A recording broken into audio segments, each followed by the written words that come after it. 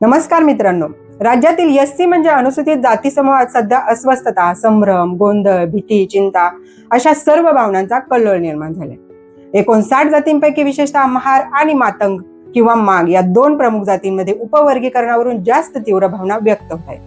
इतक्या तीव्र की या जातींचा समुदाय एकमेकांच्या विरोधात रस्त्यावर उतरू लागलाय. उपवर्गीकरणामुळे आता आपल्याला स्वतंत्र आणि हक्काचं आरक्षण मिळेल अशा अपेक्षेने उपवर्गीकरणासाठी सुरुवातीपासून आग्रही असलेला मातंग जात समुदाय न्यायमूर्ती बदर समिती नेमल्यानंतर आनंदित झाला होता. पण बार्टीचा एक अहवाल आला आणि त्यातील आकडेवारीनी मातंग जात समूहाच्या पायाखालची वाळूच सरकली. अशा आकडेवारीच्या आधारे उपवर्गीकरण होणार असेल तर ते करूच नका, अशी भूमिका आता मातंग जात समूहाने घेतली. तिकडे महार जात समुदाय तर सुरुवातीपासूनच उपवर्गीकरणाला विरोध करत होता, त्यामुळे त्यांनीही आपला विरोध आणखी तीव्र केले.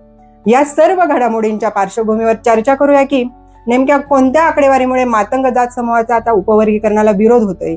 दुसरं म्हणजे महार जात समूहाचा देखील उपवर्गीकरणाला विरोध का आहे. तिसरं म्हणजे न्यायमूर्ती अनंत बदर समितीने नेमका काय अहवाल दिलाय आणि तो सार्वजनिक का होत नाही. आणि सरकारकडे इम्पेरिकल डेटा उपलब्ध नसताना किंवा जातनिहाय लोकसंख्येची नेमकी आकडेवारी उपलब्ध नसताना सरकार उपवर्गीकरण करणार तरी कशाच्या आधारे. या सर्व मुद्द्यांची चर्चा आज आपण करूया. नमस्कार मित्रांनो, मी आहे कांचन आणि तुम्ही पाहताय ज्ञानकीर्ती.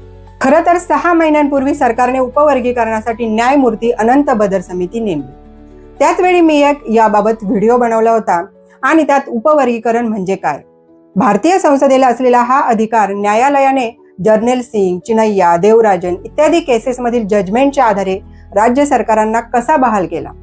हरियाणा, तेलंगणा, आंध्र प्रदेश या राज्यांनी कशा प्रकारे उपवर्गीकरणाची अंमलबजावणी केलेली आहे आणि महाराष्ट्रात उपवर्गीकरणाला महार जातीचा विरोध आणि मातंग जातीचे समर्थन का होते, या मुद्द्यांची सविस्तर चर्चा केली होती आणि व्हिडिओची लिंक मी इथे डिस्क्रिप्शन मध्ये आणि कमेंट बॉक्स मध्ये देत आहे. तो व्हिडिओ नक्की पहा. आता नव्या मुद्द्यांची चर्चा करूया.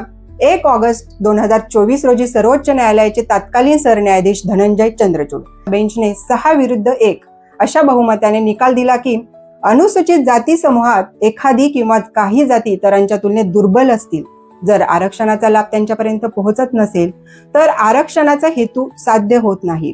त्यामुळे अशा जातींच्या उन्नतीसाठी अनुसूचित जात समूहांमध्ये उपवर्गीकरण म्हणजे सब क्लासिफिकेशन करण्याचा अधिकार राज्य सरकारांना आहे. अनुसूचित जाती हा होमोजेनियस म्हणजे एक जिन्सी समूह नाही.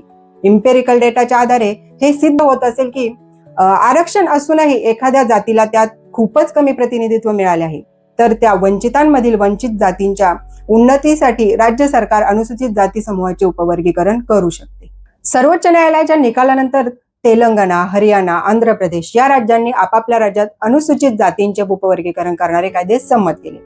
काहींनी 3 तर काहींनी 4 उपवर्ग तयार केले आणि त्यात विशिष्ट जाती टाकून त्यांना त्यांच्या लोकसंख्येचे प्रमाण, शैक्षणिक स्थिती, सार्वजनिक नोकऱ्यांमध्ये प्रतिनिधित्व, राजकीय प्रतिनिधित्व, आर्थिक स्थिती अशा मुद्द्यांच्या आधारे विशिष्ट टक्के आरक्षण दिलं.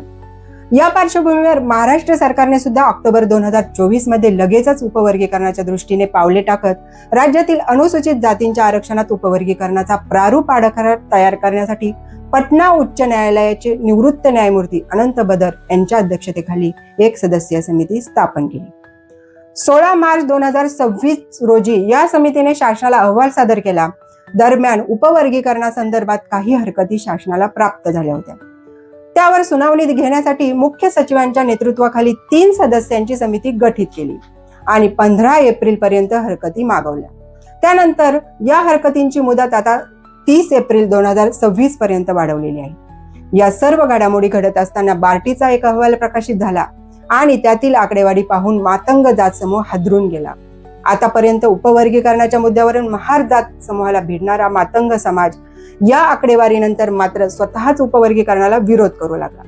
सन 2011च्या जनगणनेनुसार महाराष्ट्रात अनुसूचित जातींची एकूण लोकसंख्या 1,32,75,000 होती व राज्याच्या एकूण लोकसंख्येत तिचे प्रमाण 11.8% होते. खरं तर यावेळी देखील जातनिहाय जनगणना झालेली नव्हती. असो, महाराष्ट्रात 59 जातींचा अनुसूचित जातीत समावेश करण्यात आलेला आहे. यामध्ये महार किंवा नवबौद्ध, मांग किंवा मातंग व चांभार किंवा चर्मकार या 3 जाती लोकसंख्येनुसार अनुक्रमे पहिल्या, दुसऱ्या, तिसऱ्या क्रमांकावर आहेत.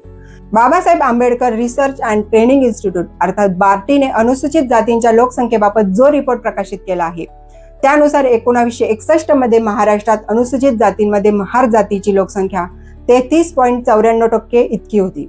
त्यात वाढ होऊन 2011 मध्ये ती 62.22 झाली आणि याच काळात मांग जातीची लोकसंख्या 30.99% वरून 19.34 पर्यंत कमी झाली. चांभार जातीची लोकसंख्या देखील 23.73% होती, ती कमी होऊन 10.97% इतकी राहिली. महार वगळता जवळपास इतर सर्वच अनुसूचित जातींच्या लोकसंख्येची टक्केवारी कमी झाल्याचे या अहवालात म्हटलेले आहे. अनुसूचित जातीतील इतर 56 जातींची लोकसंख्या 8% कमी आहे. महार जातीची लोकसंख्या इतक्या प्रचंड वेगाने का वाढली आणि मांग आणि चर्मकार या जातींची लोकसंख्या इतकी कमी का झाली याचे उत्तर मात्र बार्टीच्या अहवालात नाही. एससी मध्ये ज्यांना आतापर्यंत आरक्षणाचा जास्त लाभ मिळाला त्यांना एक उपवर्ग करून त्यास कमी व वंचित जातींच्या उपवर्गाला जास्त आरक्षण द्यावे अशी उपवर्गीकरणाची संकल्पना आहे.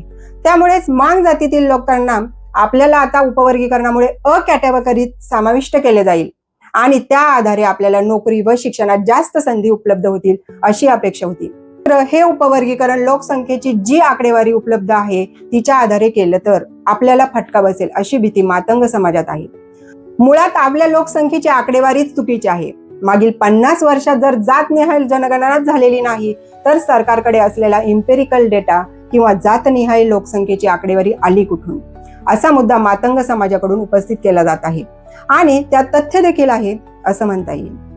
उपवर्गीकरणामुळे वर्षानुवर्षे 13% आरक्षणावर जे आपले वर्चस्व राहिलेले आहे ते आता नष्ट होऊ शकते अशी भीती महार जात समूहाला आहे.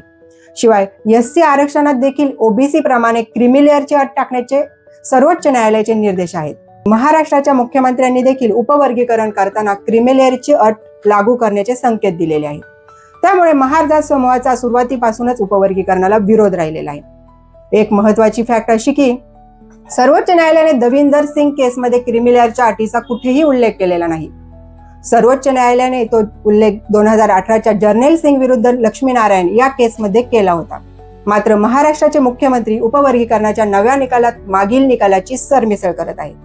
अर्थात क्रिमिलेअरची अट टाकणे हे गरजेचे आहे तर उपवर्गीकरण केल्यास आणि त्यात क्रिमिलेअरची अट लावल्यास महार जातीतील अनेक जण इनडायरेक्टली थेट अनुसूचित जातीच्याच बाहेर फेकले जाऊ शकतात.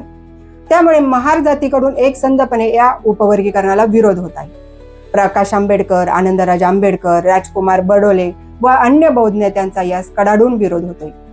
जिसकी जितनी संख्या भारी उतनी उसकी भागीदारी या निकषाच्या आधारे उपवर्गीकरण करावे आणि आर्थिक स्थिती न पाहता केवळ जात हाच आरक्षणाचा मूळ निकष मानावा ही महार समुदायाची मागणी आहे. असं धोरण ठेवलं गेलं तर जास्त लोकसंख्येच्या आधारे पुन्हा महार जातीला जास्त आरक्षण मिळण्याची शक्यता आहे. त्यामुळेच याला मांग जातीकडून कडाडून विरोध होतोय. बदर समितीकडे किंवा सरकारकडे अनुसूचित जातीच्या लोकसंख्येचा जो काही कल्पित डेटा आहे त्या आधारे मातंग जात समूहाला 2.5% जास्त आरक्षण मिळणार नाही अशी भीती आहे. एससी मधल्या अन्य लहान जातींची तर अधिकच बिकट अवस्था होऊ शकते. अनुसूचित जातीला मिळालेले आरक्षण तळागाळात पोहोचवण्यासाठी उपवर्गीकरण होणे आवश्यक आहेच, पण ते चुकीच्या आकडेवारीच्या आधारे होणार नाही याचीही दक्षता घेणे गरजेचे आहे. सर्वोच्च न्यायालयाने हे उपवर्गीकरण ऐच्छिक ठेवलेले आहे. म्हणजे उपवर्गीकरण केलेच पाहिजे असे राज्यांवर बंधन नाही किंवा अमुक एका कालमर्यादेत केलेच पाहिजे असेही नाही. असे असताना महाराष्ट्रात जनगणनेची अधिकृत आकडेवारी येण्यापूर्वीच उपवर्गीकरणाची घाई का केली जात आहे हे कळायला मार्ग नाही. न्यायालयाने राज्य सरकारला उपवर्गीकरणाची मुभा देताना सर्वात महत्वाचा निकष सांगितला आहे तो म्हणजे सरकारकडे अनुसूचित जातीची जातनिहाय लोकसंख्या म्हणजे इम्पेरिकल डेटा असणे आवश्यक आहे. त्या आधारे उपवर्गीकरण केले तरच ते वंचितांमधील वंचित जात समूहांना न्याय देणारे ठरेल. आपल्याकडे तर जातनिहाय जनगणनाच झालेली नाही तर राज्य सरकार कशाच्या आधारावर उपवर्गीकरण करणार आहे हा प्रश्नच आहे. न्यायमूर्ती अनंत बदर यांना जर वाटत असेल की एससी मधल्या केवळ महार समाजानेच इतरांच्या तुलनेत आरक्षणाचा जास्त लाभ घेतला आहे तर मग त्यांनी उपवर्गीकरण करण्याबाबत जो अहवाल दिला आहे त्यात नेमकं काय नमूद आहे, त्यांनी कशाच्या आधारे आणि कोणत्या शिफारशी केल्या आहेत, कोणत्या पद्धतीने सर्वेक्षण केले आहे, कोणत्या अभ्यासकांशी चर्चा केली आहे हे देखील कळायला मार्ग नाही. म्हणूनच हा अहवाल सार्वजनिक करावा जेणेकरून तज्ज्ञ विचारवंत, चळवळीतील नेते आणि सामान्य जनता त्याचा अभ्यास करून व्यवस्थितपणे आपापल्या हरकती नोंदवतील किंवा त्यातील शिफारशी तर्कशुद्ध असतील तर त्याचे स्वागत करतील आणि हा सर्व वाद थांबेल अशी एक मागणी पुढे येताना दिसत आहे. महत्वाचं म्हणजे सध्या जनगणनेची प्रक्रिया सुरू झालेली आहे. या जनगणनेसोबत जातनिहाय नोंदी घेतल्या तर पुढील वर्षभरात सरकारकडे अधिकृत आणि विश्वसनीय आकडेवारी उपलब्ध होऊ शकेल.